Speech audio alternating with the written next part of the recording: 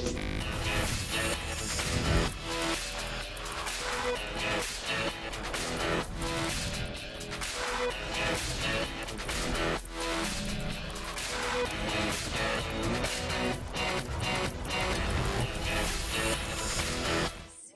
media friends, good afternoon and welcome. Thank you for coming from all over the world to join Jetour 2025 Liwa Global Van Festival. At Jetour, our users always come first. We listen to you, focus on your needs, and aim to be the world's leading off-road brand. We want to bring the amazing travel experience to our fans everywhere and give off-road lovers a driving experience that's tough, comfortable, safe, and full of smart technology. Today, with the desert around us and passion in the air, Jetour is bringing a world-class event packed with expert knowledge, style, and fun. Speaking of expertise and excitement, we have a true off-road master with us today. Every off-road fan knows his name. Born into a racing family, he loved racing. When he was born, he started competing at just 3 with the greatest skills and hard work. He has won top championships everywhere, from Baja to Dakar Rally and NASCAR. Over many years in racing, he won countless titles, creating a true legend where a passion meets professionalism. His dedication has inspired millions of off-road brands lovers around the world. Today, he's here to share the real world knowledge and racing experience. He will explain what off-roading is really about, break it down to the right mindset of it, and show how to handle a vehicle in extreme condition. If you want to really understand the high-performance beast of the G700, make sure to listen carefully. I'm sure you've already guessed who is the racing star. So now, let's welcome the off-road icon and global racing champion, Mr. Robbie Golden, to start his off-road masterclass.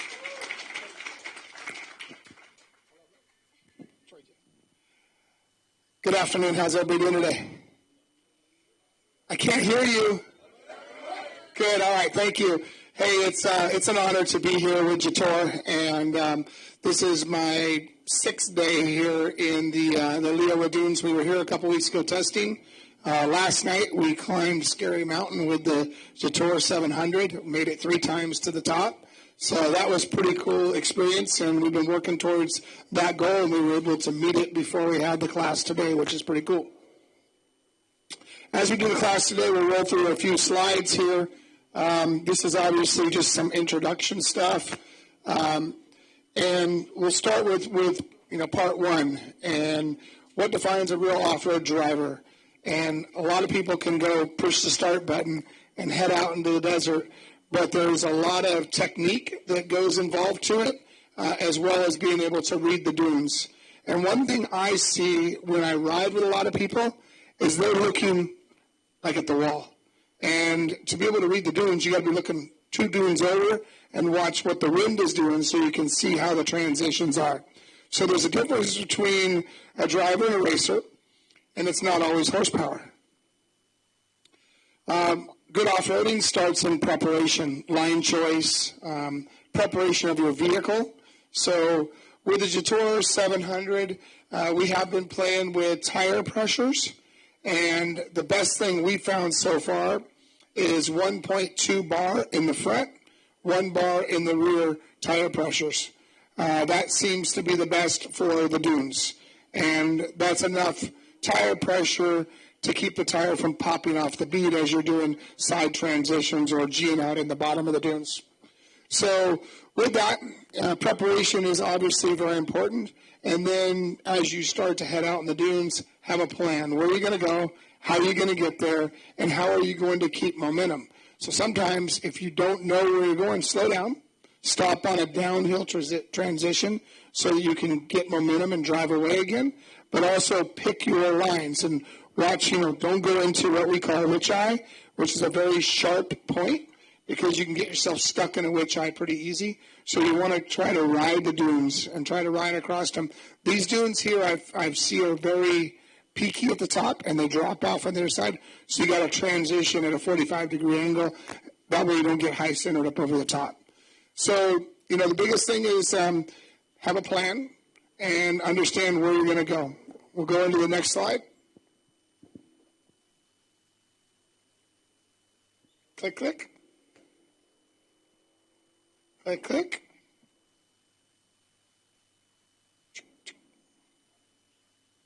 There we go. Thank you. One misjudged dune, what we were just talking about, can cost an entire stage, but obviously we're not racing here. So as I've seen with the Dakar, you've seen it with either myself or Nasser or Latia or some of the other guys. We get ourselves in a bad position. We can lose 15 minutes digging. So these cars don't have the lifting jacks that we have on the trucks to get out. So we have to be very well prepared prior to getting ourselves in a bad position. So one dune could cost you a day of digging, and it's not always that fun. Wrong angle is how you transition into that dune, and how you carry momentum is really important. Now, Dakar, I've learned sometimes easing off the gas is sometimes the fastest way. And what that means is if the car is going, I know you guys use kilometers, but if the car is going 15 kilometers an hour, I don't need the tires doing 100 kilometers an hour. I need the tires doing 18 kilometers or 20 kilometers, just enough to carry momentum. But if you ignite the tires too much, you can dig. And that's some of the cool things that we'll get into with the G700. It has driver controls and driver traction ability to help you in the dunes as well. So, breaking that force, like I talked about, if you just romp the throttle and dig yourself a hole, you're going to be digging out in the dunes. Let's go next slide. The terrain is always changing. The difference of this dirt here, as you can see, it's just a little bit of crust on top. This takes a little bit higher tire pressure. So what I was talking about with 1 bar is for soft dunes like we have outside. This is probably more like 2 bar of tire pressure, and then normal driving will be 2.8 bar. So you'll change your tire pressures based on the terrain, and you need to be able to read the terrain to do this. The car does not have auto inflation. It's something, if Jetour wants to be very serious about this region, I think that would be a very cool feature to have in the future. And as you know, every cars are always doing model changes, so that could be a model change moving forward, and something I've been consulting with them already. Mountain terrain, as we say mountain, this is dunes behind us. Some will call this a mountain because your dunes are as big as a mountain here. But it takes different disciplines and different driving ability to do different things. So we'll mostly talk about dunes because that's what we have here. But the mountain and transition, as you enter and G out through the dunes, you want to be very careful on how you transition into the dunes. So if you're coming to a sharp dune at the bottom, you don't want to just go down and boom, you want to stop. You want to actually turn and get transition and go through the bump 1 tire at a time to rock it and carry momentum instead of just bang and stopping at the bottom and then hitting the back and then you find yourself dug. So momentum and transition is very important. The G700 has adjustable suspension. It has a adjustable ride height, so you can actually click a button on the car, and you can raise the car, I believe it goes up about 5 inches. So which that helps you for cresting the top of the dune, because you can raise the car, get more ground clearance off the bottom, which will allow you to go over the transition and not get high-centered on the transition. So that's a really cool thing. And then the traction modes. I talked about that 2 slides ago. It does have multiple traction modes between the sand mode, the rock mode, the mud mode, and the snow mode. So it gives you 4 different driving terrains because the world is very different in all over the place. Mostly we'll be talking about sand here, But even in the sand, which was quite interesting, when I found myself stuck, because I've been stuck here a few times, learning what we needed for tire pressures, I was actually able to get unstuck best with rock mode. And the reason for rock mode is it locked the front tires together, it locked the rear tires together, and it locked the fronts to the rear. So it turned it into basically a tractor, and you could just motor around and not break traction, having all four tires locked together. One thing I missed down there on the last slide, we go back, it has good towing capacity. It's interesting for me here, I see a lot of rollbacks, I don't see a lot of trailers, but then I see motor trailers being towed with vehicles. This has a 2.5 ton towing capacity as well, so it has a nice strong trailer hitch that's integrated into the chassis.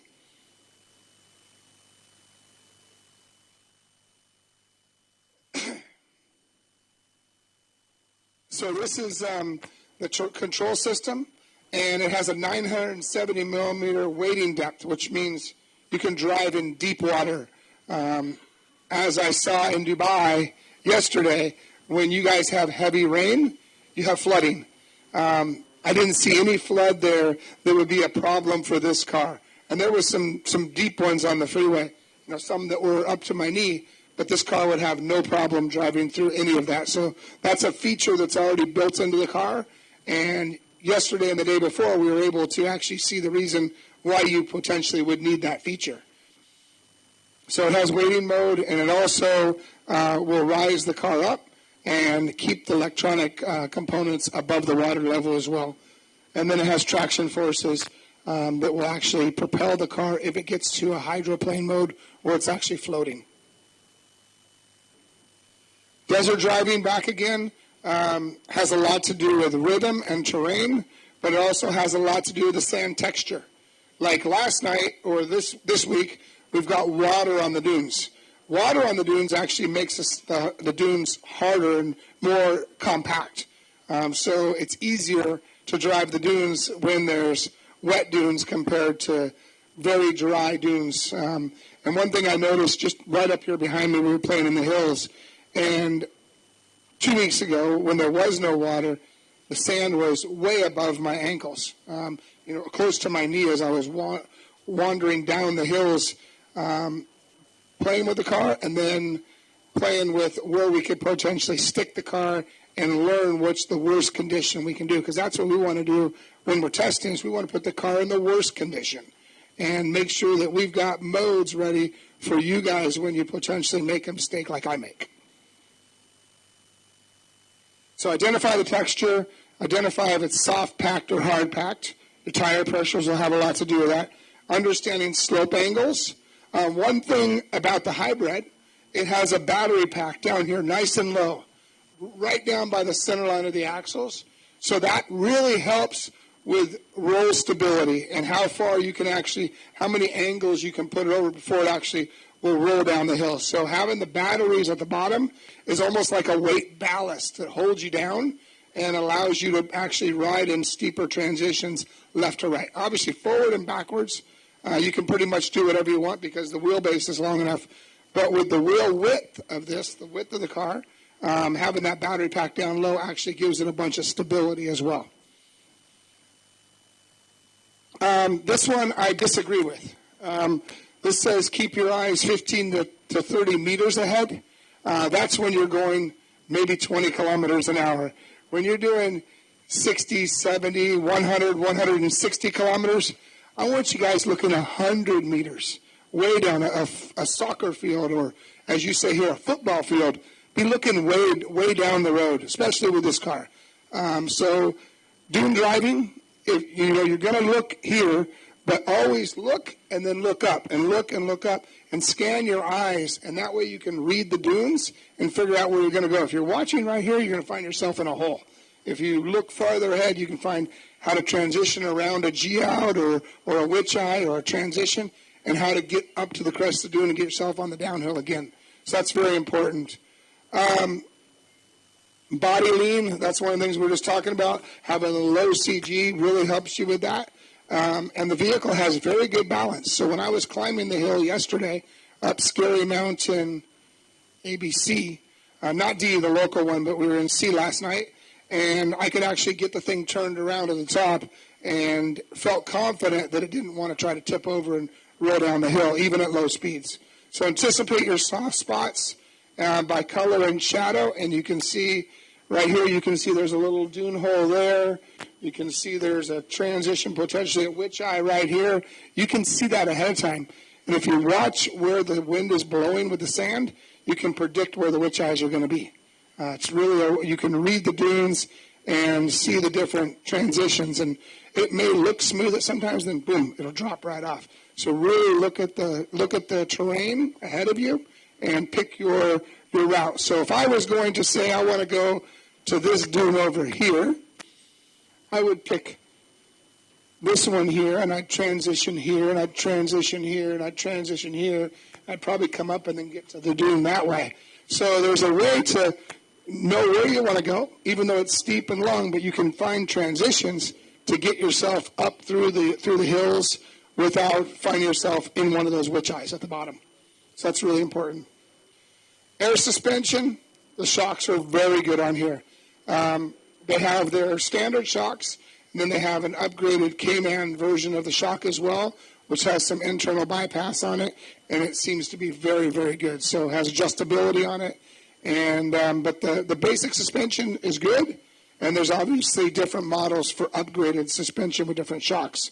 We talked about the adjusting clearance for soft stand. We talked about the sand, the desert, the rock modes. This does apply the torque to the tires. One thing I really like about the Jetour, and a few of you may remember, and I don't like to bring attention to another manufacturer, but in this case, I think I need to because I think they did a really good job. Does anybody remember when Audi came out a couple of years ago with the hybrid at Dakar? That's basically what this car is.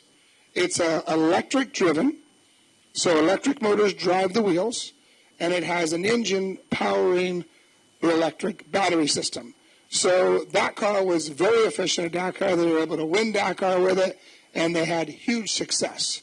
Very similar to what we see with the G700. That's one thing I'm really excited about because I'm sure you all have played with little RC cars, remote control electric cars, and they're so powerful, and they accelerate, and the drivability is so good. We have that with an automobile. So it's a full electric drivetrain with a gas power charging the batteries. That way you don't get yourself stuck on the dunes when you wear your battery out. You can let it just sit there and idle. You can put it in the either park mode or you can go into regen mode on the downhills, and it'll generate the battery while doing braking for you. So there's a lot of really cool features built into the G700. So hopefully I didn't offend anybody by going down the Audi route, but it's the easiest way to explain it to people in the automotive industry that have either followed Dakar or seen what they've done. And I believe that, I look at them as a leader in the category, and I look at our friends over here at Jetour being very, very smart. The Chinese vehicle manufacturing is unbelievable. I have been manufacturing myself in Asia for the last 7 years with our Speed UTV cars, and when I show them a couple little tricks, they'll take it 4 steps later. They are very detailed and very organized with their plan and attack on manufacturing. So I have a lot of confidence in this vehicle myself. Back to the driver. This is a driver course, not so much a car course. I'm sorry I got off on the car course a little bit, but I do get excited when we start talking about that 900 horsepower of electric instant power and the tune modes that you can do. So I get excited when we talk about that. But a driver who understands terrain drives safer. He uses less power. Like I said, you can romp the gas and spin the tires at 100 miles an hour and you're going to find yourself stuck. Or you can manage your power and you can find your way and carry your momentum all the way through the dunes. And there's some guys that are very good. And there's a lot of locals that I've ridden with here lately that are amazing in these dunes. You guys know how to drive the dunes, and it's impressive with the with the Toyotas and the Nissans and the cars you've been getting through here. You guys do a wonderful job. So it's pretty cool, and hats off to you guys for understanding dune terrain and dune driving. There's some excellent drivers out here. Off-roading, you look at my career, probably a little bit wild. So maybe this isn't the right slide for me. But at the same time, over my 12 Dakars, I've only rode one time a Dakar in one stage. It did cost us a win that year, but it's not always about being wild and fast. It's about being wise. And you must first finish to finish first.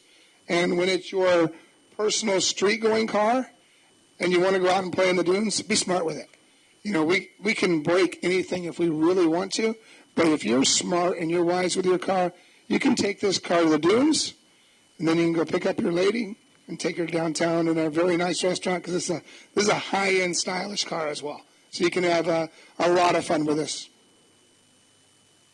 Three-climb, three-phase, that's kind of that momentum thing I talked about. You know, if you look here, there's 1, 2, 3, there's 4 dunes here, and you can get yourself to the 4th dune, provided you put yourself in the right position, carry enough momentum, and kind of roll through the dunes and not put yourself in a bad position. So if you see you're going to put yourself in a bad position, give up early. Don't go put yourself in that bad position and say, okay, if I go there, I'm going to be stuck.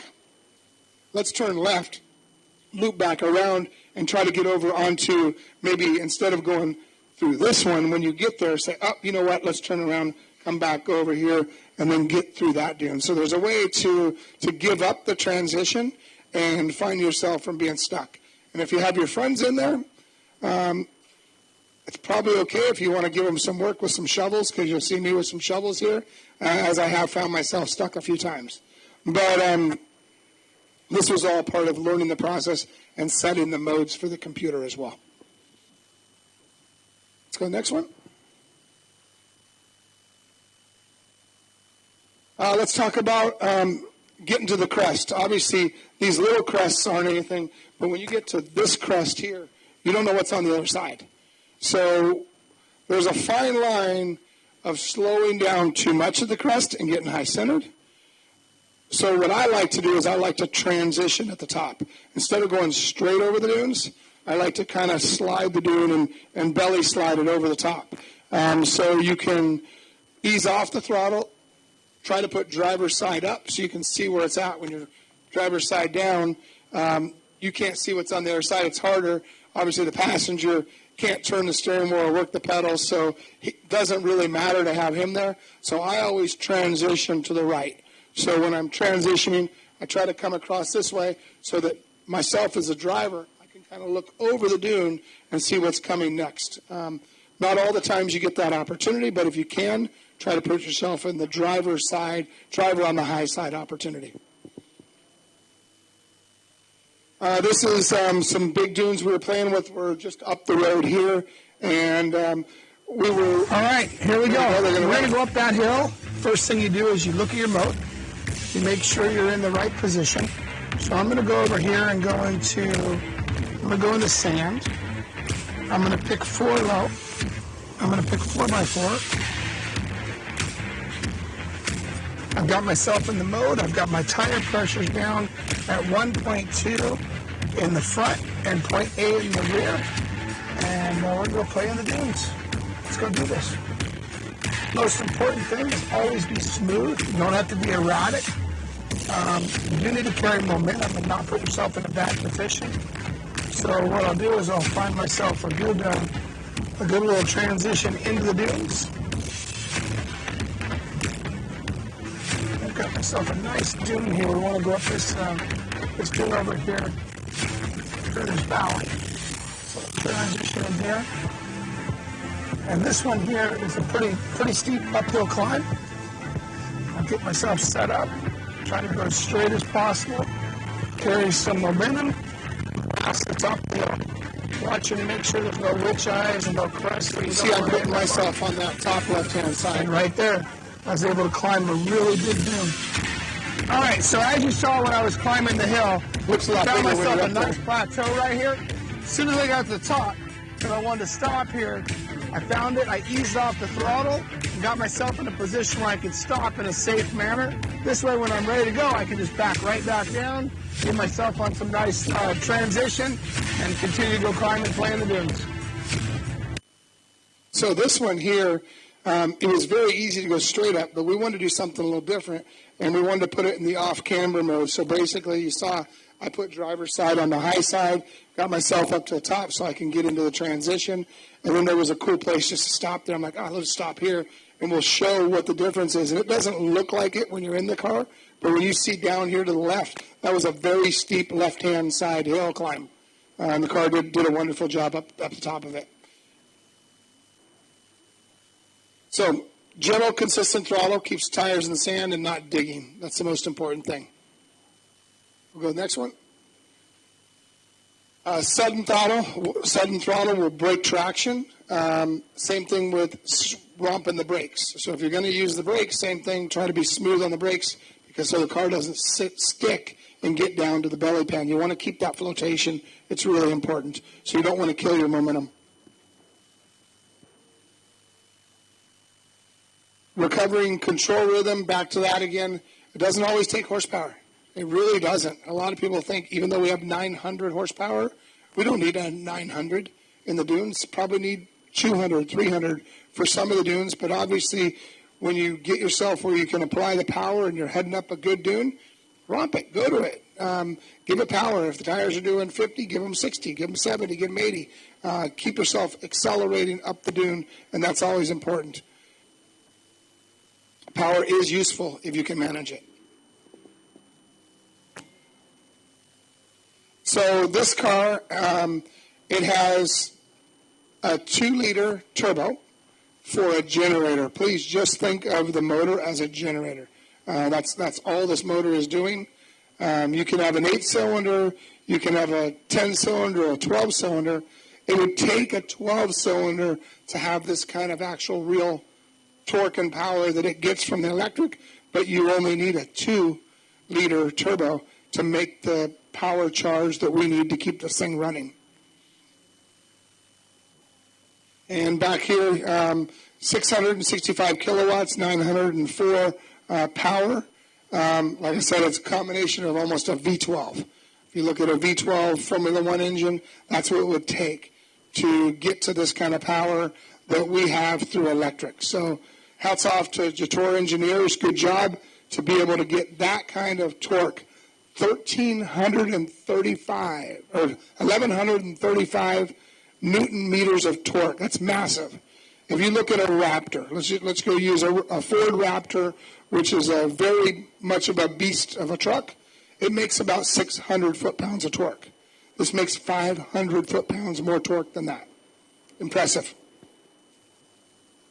Back to towing capacity, we talked about that early, but it also has air suspension. We did not talk about that, but if you hook something up to it, it'll actually prop the back up and contain a consistent ride height instead of, back being down. This will compensate for you by all of its yaw sensors and load cell sensors that it has built into the system.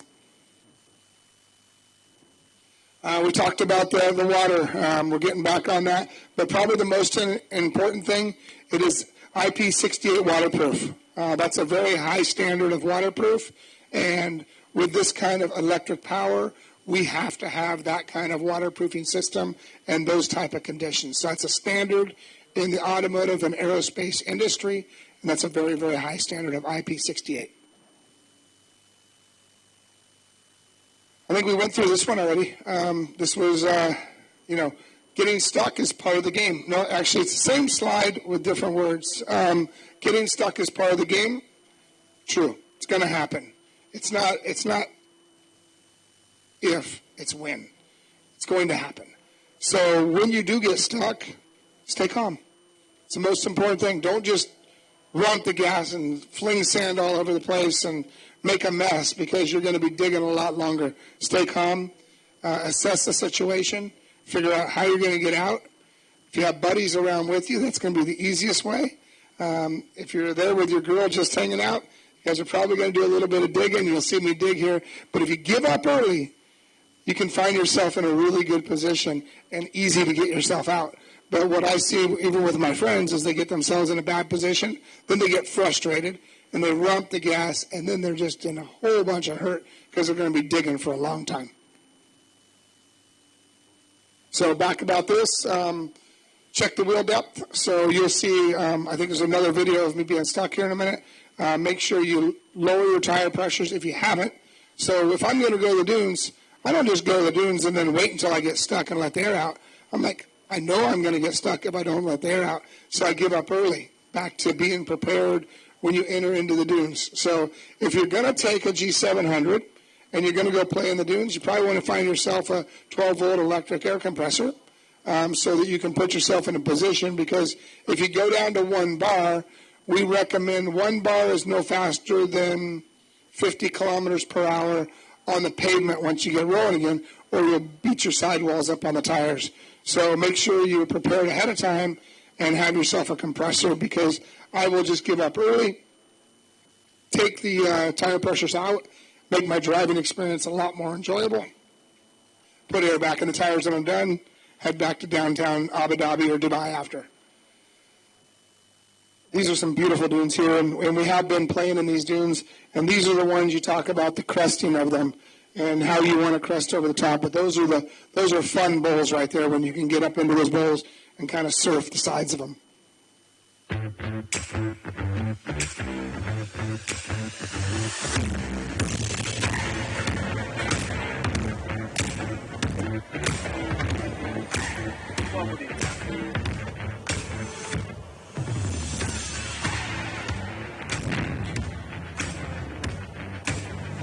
An example of stuck and what to do. But if you can see it, I was able to manage power and just barely spin the tires. Pretty stuck in the desert is definitely normal. A couple key things. Stay calm.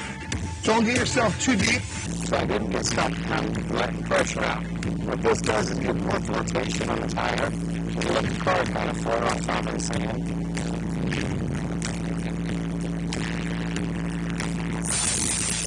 0.8, 0.9, 1.2, and 0.9. So I can let a little bit of air out of that tire if I want to optimize my grip. But I think right now we have good grip, so we're okay. And so that I don't high center, I'm going to go ahead and play it very conservatively. I'm just going to take a little bit of sand out from behind the tire. Give me a nice little smooth paddle. Have a shovel, or else you're doing the doggy paddle. Check the other side. Should be good. So I gave up early, dug the sand out behind the tire, check my air pressures with a little bit of air out of the tires, get down to about 0.8. Can we stop the video real quick? 1 bar in the front. As you see, I'm very close to being high-centered right now. Then, very, very close. Because I'm stuck, I'm going to go ahead and come in here, I'm going to go to rock mode. And what that does, it gives me 4-wheel rock. And that will let me lock my front drift and go to spool front and rear. Spool means locked together, solid. So I'm there. I'm going to go to the rock mode.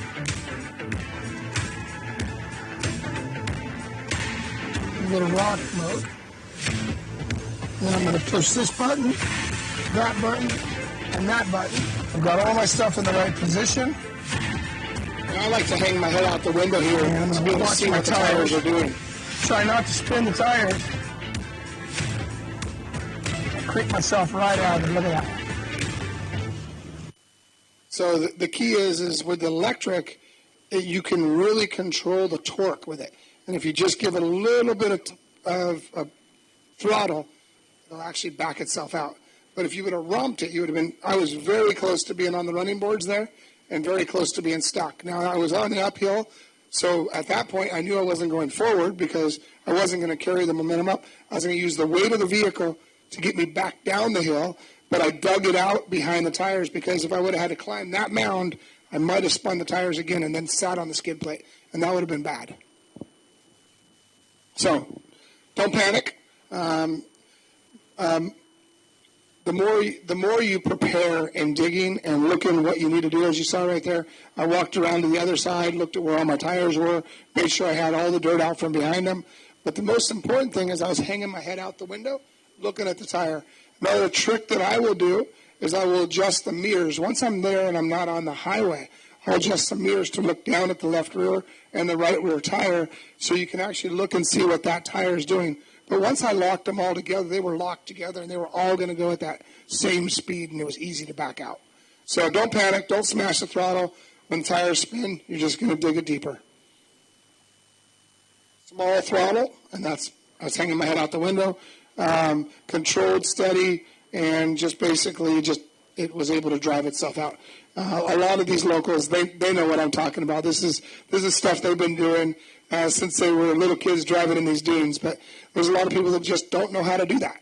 So that's why we're having this class, is just to talk about it one more and make sure that everybody understands. Don't just go be a maniac in the dunes. Maniac is fun, but you're probably going to dig if you're a maniac.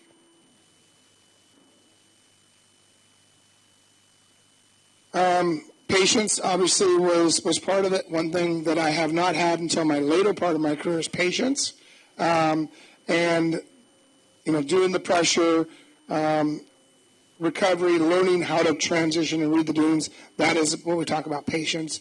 And that's an important part about dune driving.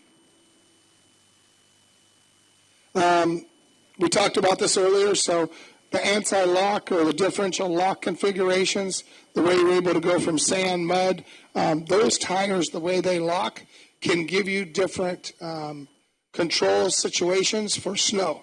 So it does have anti-lock braking. So sometimes in the snow, if you have a tire spinning, it'll actually apply the brake to that tire and use the tires to drive the other ones, keep that tire from spinning. So there's a bunch of modes built into the computer system. This car is very, very smart. Basically, the car has AI. It senses what you want to do, tells you do this, this, and this, and it'll do it for you. Auto engages upon throttle release, so it'll release the differentials. It'll do different things to help you. And it has a parking mode, so it will actually apply the parking brake for you when it sees you're off the brake if you're on a transition hill. So it'll lock the tires and keep you from getting stuck.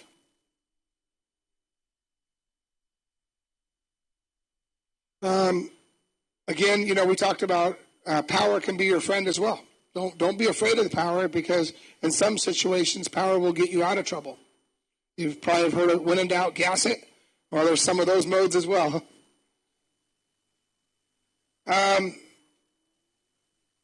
This one here, I haven't seen any temperature issues because of electric. Very different than an oil bath or an oil-cooled system.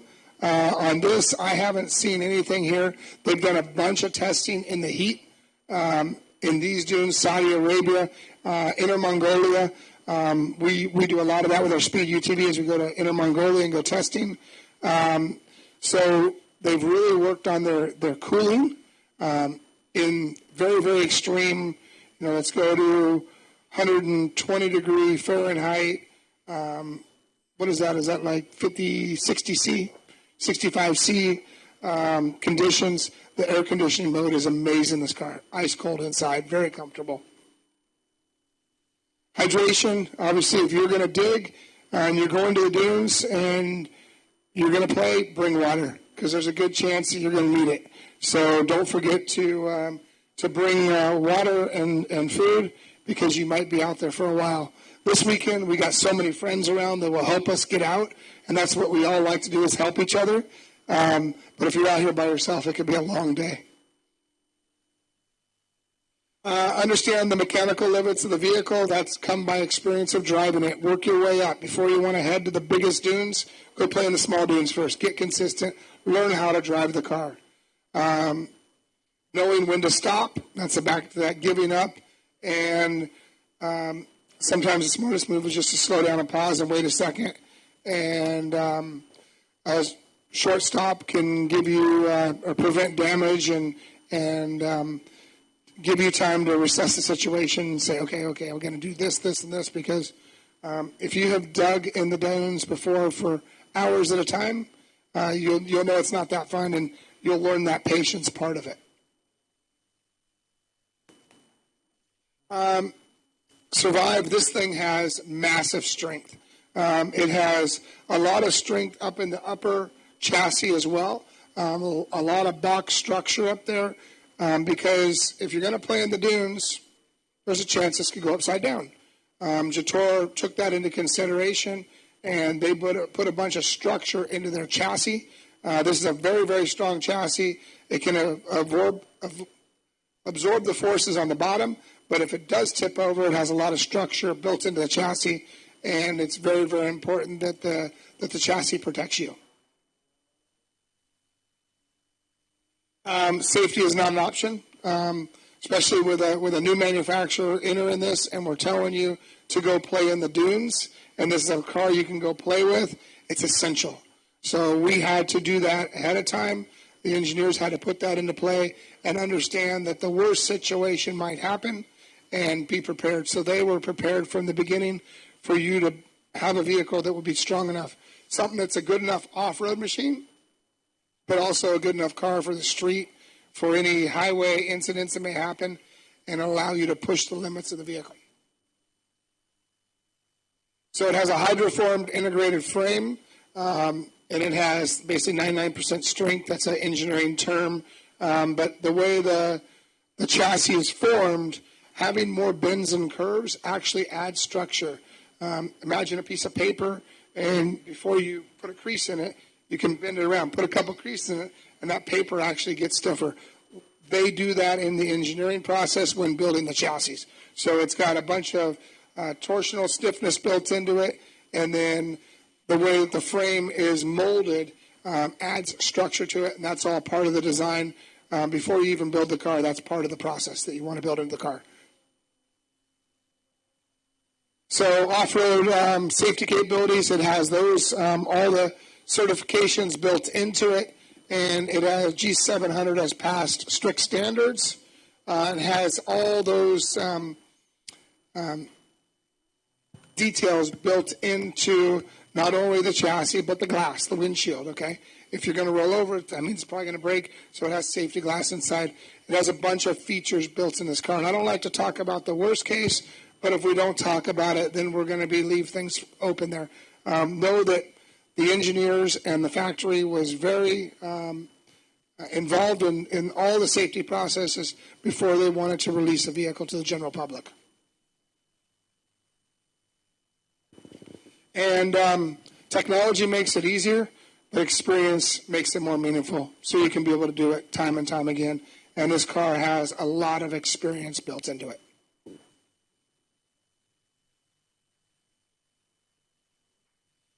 A lot of the same stuff, judgment, rhythm, calmness, respect the terrain, respect your vehicle. Experience turns chaos into confidence, probably. Chaos is fun. It's uncontrollable. It's what we all like to do. This vehicle has a lot of that stuff built into it to adapt to that chaos that you're going to put the car in, and that's part of engineering and tuning in different driver modes. So a great driver doesn't fight the desert, he flows with it. Look at myself and Nasser, we're not afraid to fight the desert, but if you fight the desert will win. And so you got to flow with the desert and be part of it. And thank you for tuning in today for my master class. Do you have any questions? Because I'm sure there'll probably be a few questions out there of something maybe I missed on.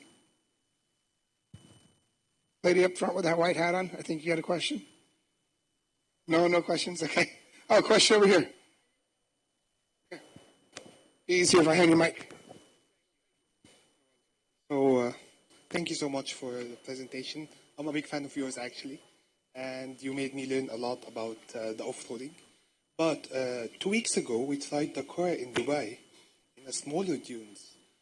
Don't you think, as an experienced driver, that the heaviness of the battery can limit your abilities to do the stuff that you can do with other cars much lighter because it has a heavy electric battery in the bottom? It's a good question, and I think that comes into momentum and things that you do with let's just say a Toyota, because it's lighter, and let's use a Land Cruiser. That's a very well-known vehicle for doing it in in the UAE. You see a lot of them all over. UN uses a bunch of Toyotas as well. They definitely are lighter and they float, but they don't have the creature comforts of this car. They don't have the luxury of this vehicle. So with that, I think a lot of it has been putting the modes in. And you said 2 weeks ago, we have been working for the last 2 weeks on driver modes. So I believe that I have been able to take some of my experience and put them into the computer to help us with driver modes. Air pressure was a big thing. I don't know what air pressure were you around the 1 bar when you were doing it, or were you standard? Around 1 bar, okay. Yeah, so like I said, I liked 1.2 in the front. I liked 0.8 in the rear. That gave me a lot better flotation. One thing I did notice, and I think a lot of you guys will understand, the car comes with 20-inch wheels and 18-inch wheels. The 18-inch wheels are much better in the dunes because it flattens out the tire and gives us a bigger footprint. I look at the 20-inch wheel; it's more stylish, but it's. I also look like that, like maybe your lady walking in high heels. You walk in high heels in the dunes, or do you walk in a flat sand shoe, and you get much better flotation. So there's a lot of things that we need to take into consideration with this vehicle or with any car. Okay, one thing when you look at the Toyota, I think they come with a 16-inch wheel, so that means they get a smaller or more flotation pattern on the tire. And that's one thing that I've been discussing with the engineers. As you'll see the car that we did with the special tires on it, we did 18s because that allowed us to get a flatter pattern and more of like a sand shoe. Yes. Thank you, Mr. Roby, for this masterclass.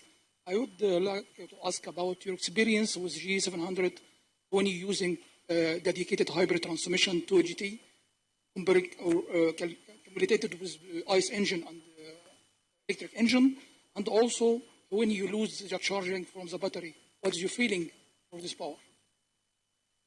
So 2 things. The one was, what's my feeling between the gas-powered petrol engine and the electric engine? It's weird, okay? I mean, please understand, because you don't hear the engine revs. You don't hear the whoop, whoop. You hear and that's, it's such a different feel. And it feels like you're going slower until you put 2 of them next to each other, and you'll see that the electric will just leave it, Easiest way for me to compare it is the RC cars. If you look at the electric RC car versus the gas one sound fast and look fast, but they don't go anywhere. And then you watch the electric one, it just rips around. It's a different driving experience, and sometimes you don't realize what that electric power is, and that takes some time to get used to. And that's why I would say on day 1 or day 2 of driving it, I was not near as good as I am on day 6 or 7 now. The first time I came here, I think I made it 1/3 of the way up the hill, and last night we climbed the hill to the top all the way. A lot of that might have to do with the rain that we had 2 days ago, so the sand texture might have been more, but I believe that I've learned more about the electric driving and how to apply the power as well. Hope I answered your question. It's a fun experience. It's a quiet experience. It's very different. Yes. And this will be the last question here, okay? Thank you very much for this class. You explained a little bit about that the car will have 2 types of suspension. So can you talk to us more about them, like what travel they have and like what in comparison to other competitors in the market? So I don't want to confuse too much. The car comes with a very good air suspension, and it is adjustable. So the standard position that comes on the car is adjustable. And then, what is it, striking arrow, or what's it called? Where's she at? Correct me. You're going to see it over at the concert night. You're going to see an off-road version that comes with higher ride height, wider suspension. It's just an upgraded model. A lot like, let's just use the Ford F-150 and then the Ford Raptor. So there's a Raptor version of this that has top fire involved with it, with K9 shocks and bigger 18-inch tires and different front bumpers and more suspension travel and wider. So that's what I meant to say is I have personally seen two versions, and I know there'll be more versions as we move forward. Hopefully someday I'll convince Jetour of a Dakar program, and then we can build a Dakar version as well, which would be a more advanced dune version. But that's obviously my personal goals. But what I see is they've already have two modes that you'll see tonight over at the main stage. Thank you for joining us today.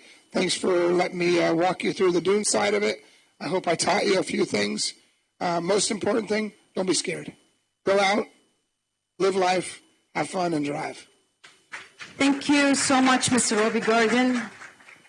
This masterclass truly showed us what a professional off-road driving is all about, and give us a full look at the core,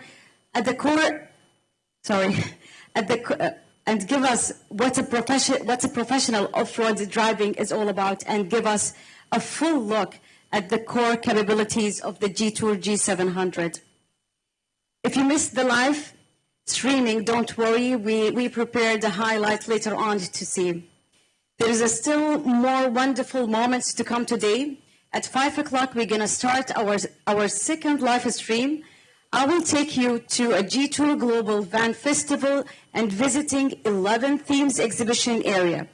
We will have a closer look at the Gaia technology, to the standing modified vehicles, and from real desert travel experience to the culture area. You will be able to experience the culture area. You will be able to experience the full charm of Jetour travel and ecosystem through the screen. We'll see you then. See you.